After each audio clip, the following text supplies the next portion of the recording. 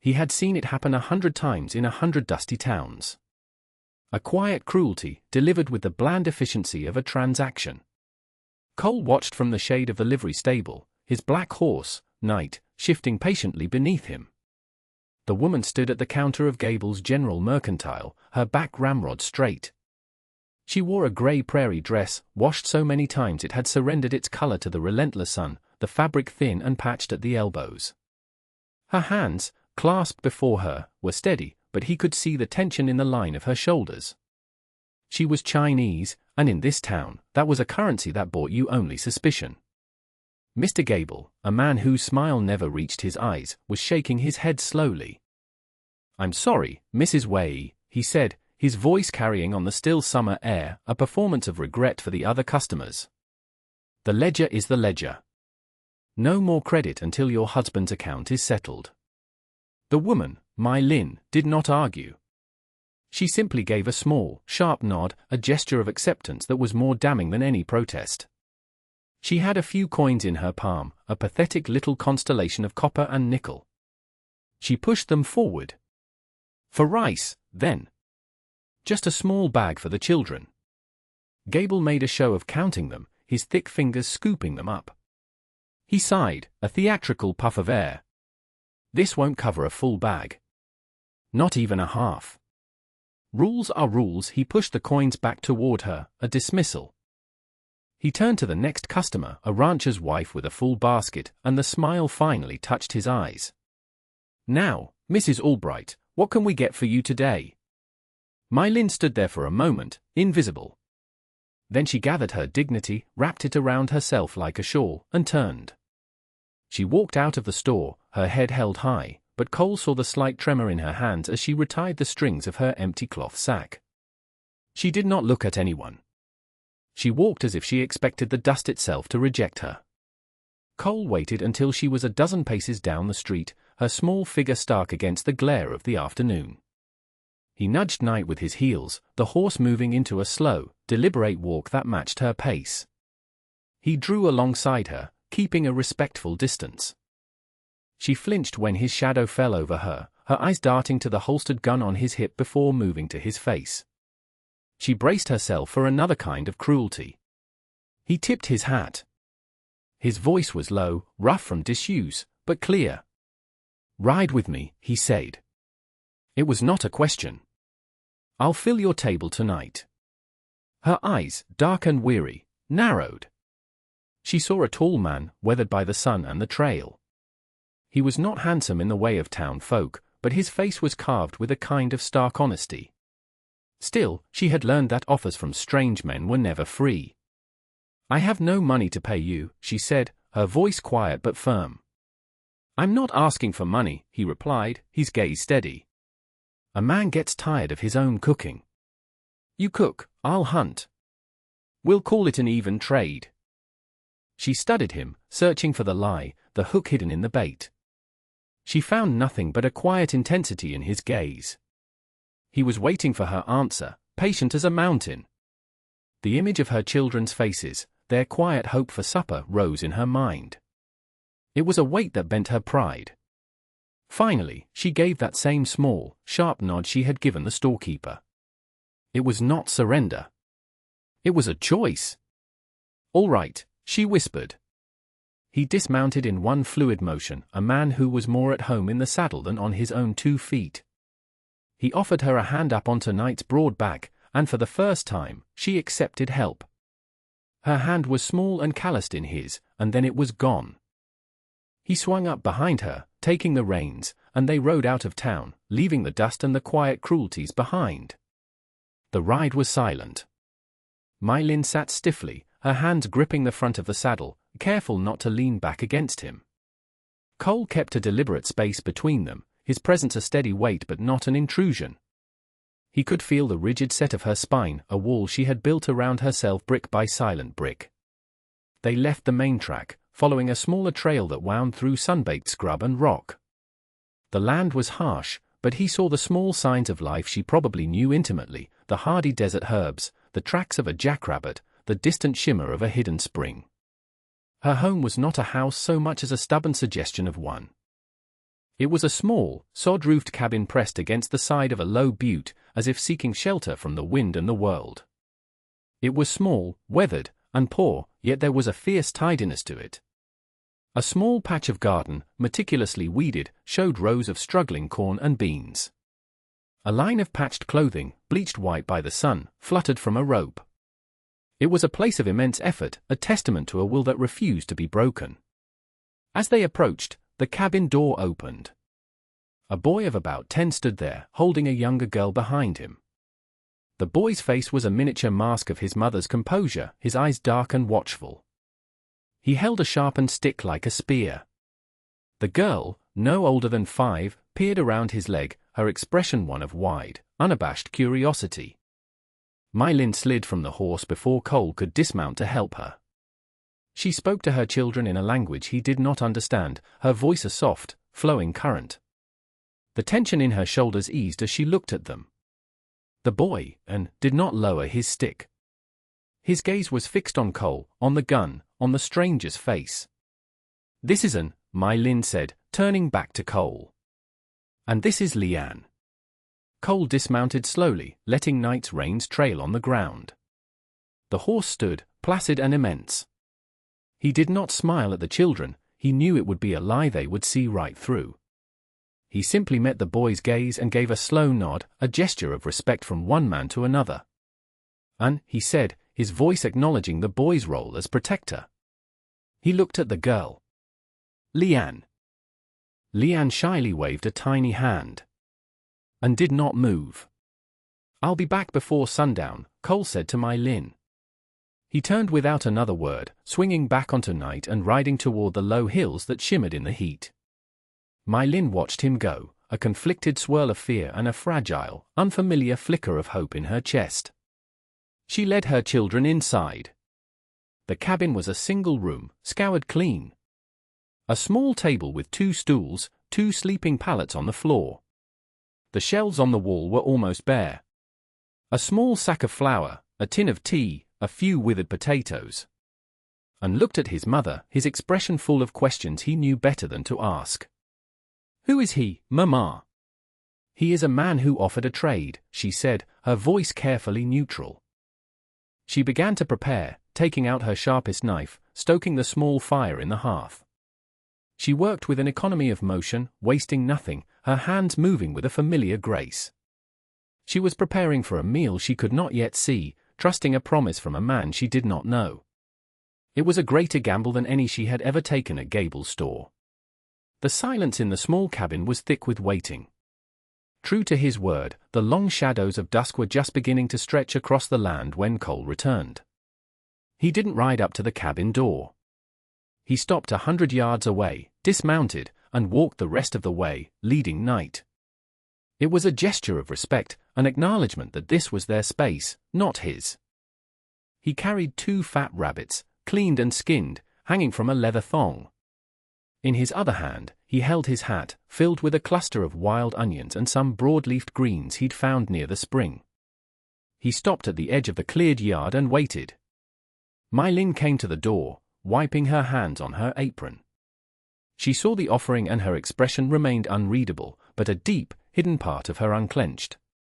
"Food. Real food. This should be enough," he said, his voice low. He held out the rabbits and the greens. She took them, her fingers brushing his for a fraction of a second. His hand was rough, calloused, but there was a steadiness to it. "Thank you," she said, the words feeling small and inadequate. "The trade's not finished," he reminded her gently. "I've still got my portion to earn." He did not try to come inside. He set about his own work, moving with a quiet competence that spoke of a life lived outdoors. He led Knight to the small, rickety trough, which was nearly empty, and then began to unstrap his bedroll and gear. He saw the state of the woodpile, a meager collection of splintered branches. The axe leaning against it had a cracked, dangerously loose handle. He noted these things without comment, filing them away. He built a small fire for himself well away from the house, a silent statement that he would not presume upon her hearth. Inside, Mylin worked with a renewed purpose. the smell of stew soon began to fill the small cabin, rich and savory. And watched her, his suspicion slowly being eroded by the undeniable aroma of roasting meat. Leanne sat at the table, humming a little tune, her bare feet kicking rhythmically against the stool leg.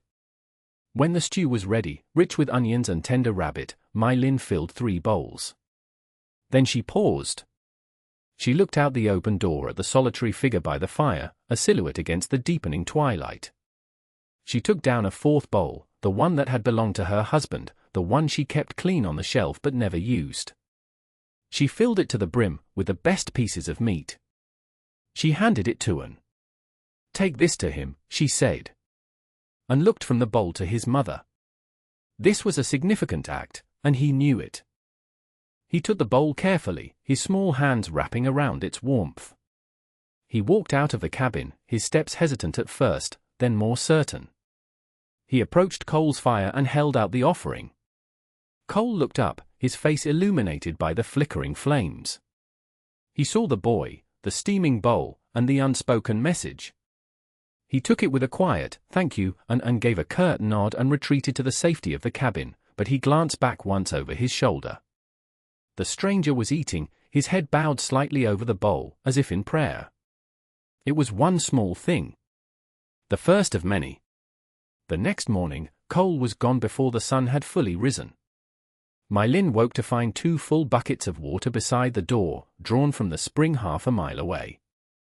The woodpile was now neatly stacked, twice its previous size, filled with seasoned mesquite he must have gathered in the dark. Leaning against it was the axe. She picked it up. The handle was new, smooth, and perfectly weighted, carved from a piece of ironwood and fitted so snugly it felt like it had grown there. There was no note, no word of explanation. The work spoke for itself. He returned that evening, this time with 3 fish strung on a willow branch. He accepted his portion of the meal in the same way, eating by his own fire. The silent routine established itself over the next few days. He would leave at dawn and return at dusk with something for the larder. A brace of quail.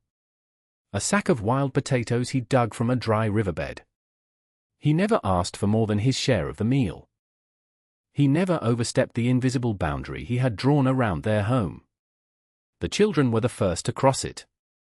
Leanne, emboldened by her natural curiosity, began to leave small gifts for him near his fire. A brightly colored feather. A perfectly round, smooth stone. A wildflower that wilted in the heat. He never failed to acknowledge them. He would pick up the stone and put it in his pocket with a serious expression, or thank her for the flower with a solemn nod. He understood the language of small things, and was a harder fortress to breach. He watched Cole with an unnerving intensity, his eyes missing nothing. He saw the way the man's hands were always gentle with the horse, the way he moved through the brush without a sound, the way his eyes constantly scanned the horizon. One afternoon, Cole was mending a strap on his saddle. An approached, standing just at the edge of Cole's camp. "My father taught me to mend leather," and said, his voice a challenge. Cole didn't look up from his work. "Did he?" he said, his tone conversational. "He must have been a good man." He was, and said fiercely. "He was smart. He knew things." "I can see that," Cole said, finally looking at the boy. "He raised a son who knows how to watch over his family." The simple, direct praise caught An off guard. It was not flattery, it was a statement of fact. His defensiveness wavered. "The snares you set," and said, changing the subject. "They are different from the ones my father made." "Many ways to catch a rabbit," Cole said. "Show me yours." And so, the lessons began. Cole showed An how to read the subtle signs of the trail, how to find water, how to tie a knot that would not slip. He never condescended. He taught the boy as an equal, sharing his knowledge as a simple matter of fact. He was giving An back a piece of what he had lost, a man's guidance. An's resistance crumbled, not in a sudden collapse, but worn away slowly, one shared skill, one quiet moment of respect at a time. He stopped carrying the sharpened stick. He started asking Cole questions about the stars. The fortress had opened its gates. The reciprocation from My Lin remained silent, but it deepened. One evening, after a long day, Cole returned to find a small mending kit beside his bedroll. Inside was a needle, strong thread, and a small square of canvas, perfect for patching the worn knee of his denims. He had not spoken of the tear, she had simply noticed. Another evening, a tin cup of hot tea was waiting for him on a rock near his fire, fragrant and sweet. It was her way of speaking, a language of quiet care. He decided to ride into town for supplies. Salt, coffee, some flour. He did not tell her he was going for her, but they both knew it. As he rode through the dusty main street, he saw Gable standing on the porch of his store, watching him. Cole dismounted and went inside, his spurs ringing softly on the wooden floor. "Back again," Gable said, his smile thin. "Heard you were keeping company out at the old Way place."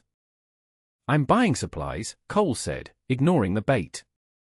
He listed what he needed. Salt. Coffee. A 20-pound sack of flour. As Gable measured out the flour, he spoke in a low, confidential tone. "You know, it's a shame about that family. Lee, her husband, he was a hard worker. But he had a bad head for numbers. Ran up quite a bill before the fever took him." He tapped a large, leather-bound ledger on the counter. A very large bill. Cole's eyes were steady. "Is that so?" "Oh, yes," Gable said, enjoying himself. "I've been very patient. More patient than most would be. A poor widow and her children, it's a sad story." While he spoke, a customer paid for a length of rope with cash. Cole saw Gable's hand move almost invisibly. He dropped the coins in the cash drawer, but not before making a small, swift pencil mark in a tiny notebook he kept beside it, a book much smaller than the main ledger. The detail was insignificant, a flicker of movement, but it snagged in Cole's mind. It didn't add up. Why record a cash sale in a separate book? He paid for the supplies in coin, took the heavy sack, and left without another word.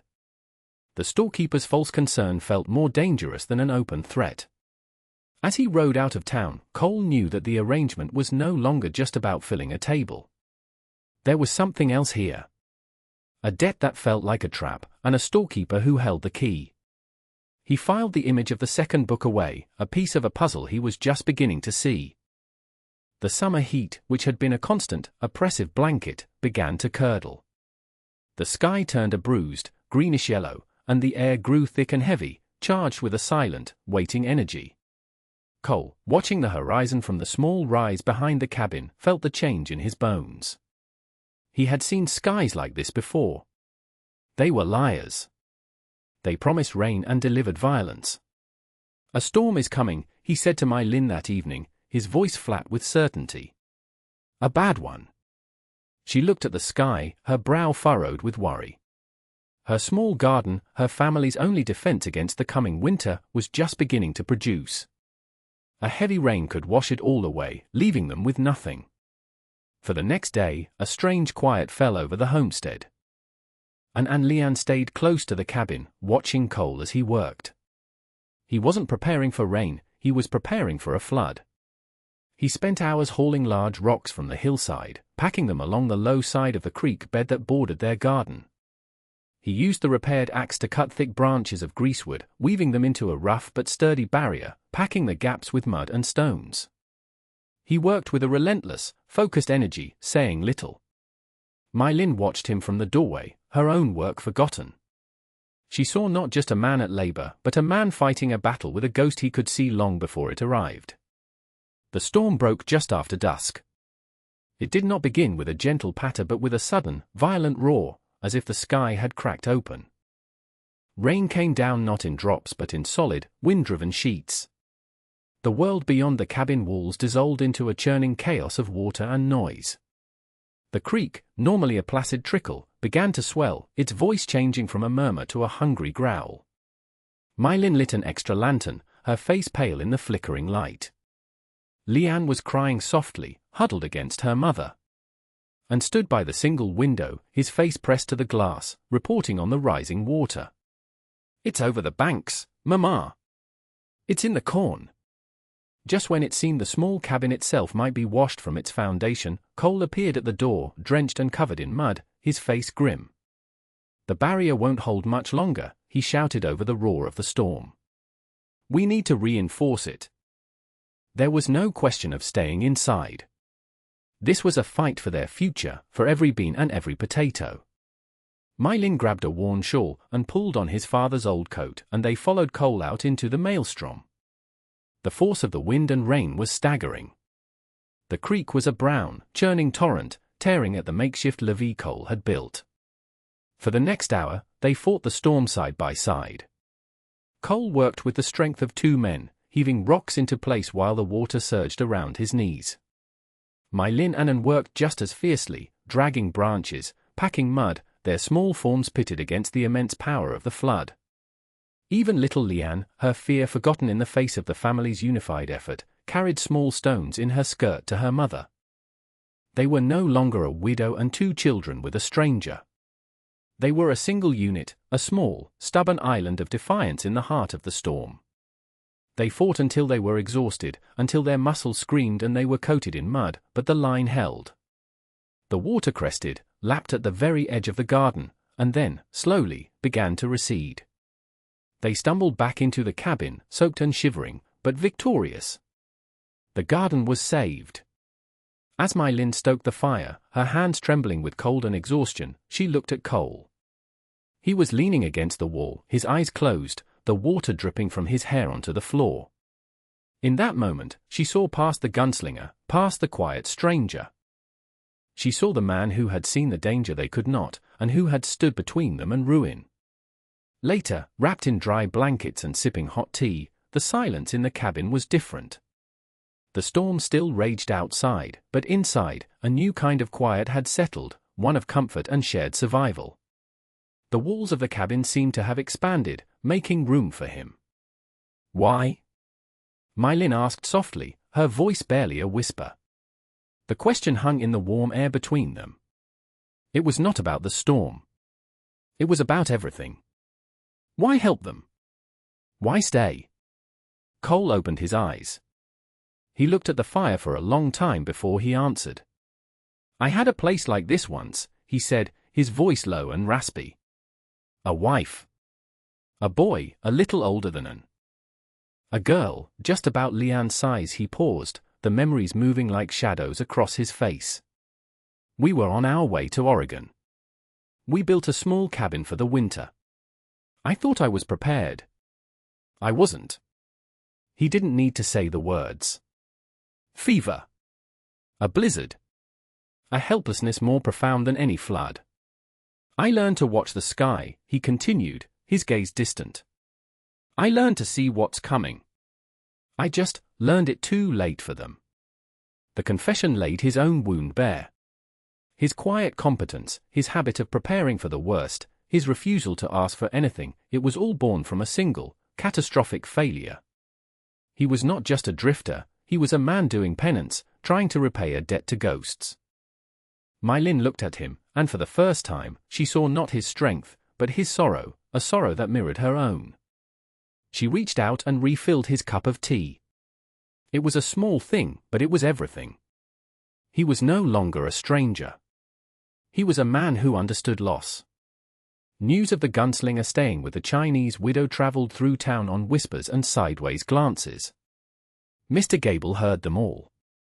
The arrangement troubled him. It represented a change, a variable he could not control. A woman with a provider was not a woman he could easily manipulate. One afternoon, he hitched his buggy and drove out to the homestead, his face arranged in an expression of paternal concern. He found them in the yard. Cole was showing Ann how to properly fletch an arrow. Mylin was weeding the garden, Leanne at her side. The scene was one of quiet domesticity, and it hardened something in Gable's eyes. "Mrs. Way," he called out, his voice smooth as oil. "I heard about the storm.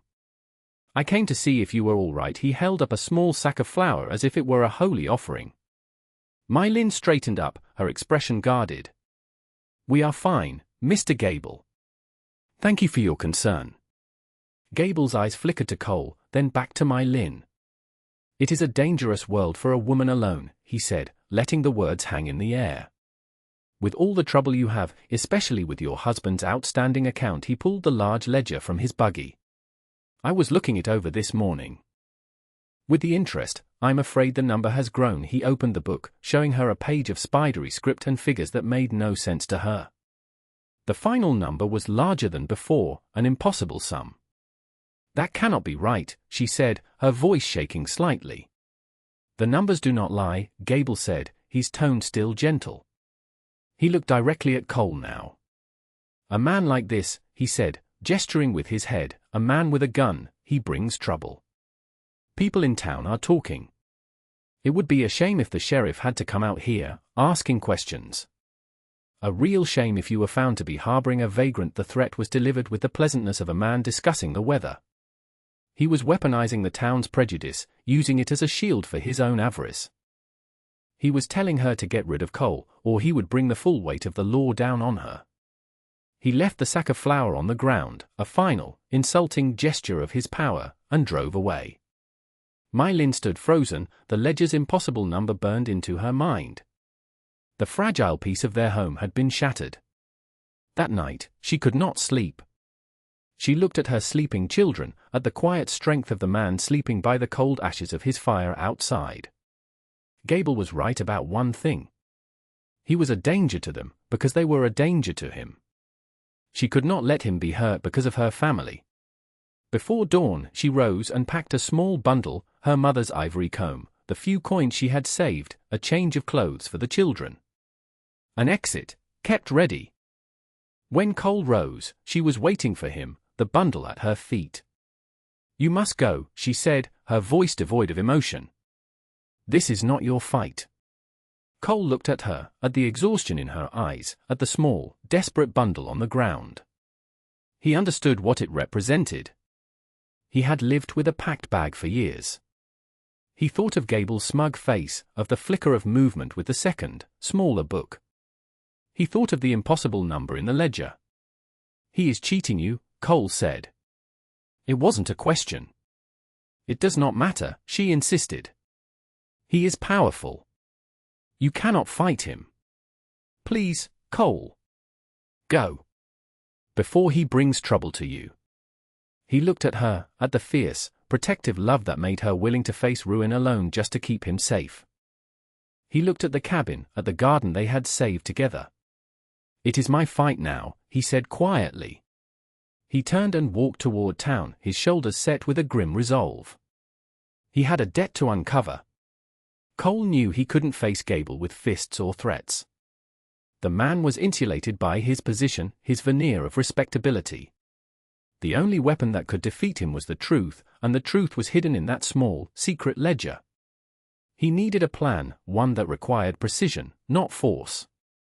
He found an by the creek, skipping stones across the water. "And," he said, sitting beside him, "I need your help. It might be dangerous." And stopped, his face serious. He had seen Gable's visit. He had seen the fear in his mother's eyes. "What do you need?" he asked, his voice steady. Cole explained the plan. It was simple, but everything depended on timing. Ann's role was crucial. He had to create a distraction, something loud and messy enough to pull Gable to the back of the store for a full minute. Ann listened, his eyes wide, but he did not waver. "I can do it," he said. The next afternoon, they rode into town. Ann slipped around to the alley behind the mercantile while Cole waited across the street, watching. A few minutes later, there was a tremendous crash from the back of the store, followed by the sound of shouting. Ann had tipped over a pyramid of empty barrels. As expected, Gable came storming out the back door, yelling about vandals and hooligans. That was Cole's cue. He moved across the street, silent as a shadow, and slipped through the front door of the empty store. His eyes swept the counter. He saw the main ledger, open as always. Beside the cash drawer, tucked beneath a stack of invoices, was the small, cloth-bound notebook. He took it. He didn't run. He simply turned and walked back out, melting into the afternoon crowds just as Gable was stomping back into the front of the store, muttering to himself. That evening, by the light of a single lantern, he and My Lin looked at the book. It was all there. Page after page of cash transactions, recorded with dates and names. And next to some of those names, including her husband's, were the real amounts they had paid on their credit accounts, payments Gable had never recorded in the official ledger. He had been systematically robbing them all, using the official ledger to inflate their debts with interest until he could seize their property or, in My Lin's case, keep her in a state of permanent servitude. The proof was undeniable. The next day, Cole did not ride into town alone.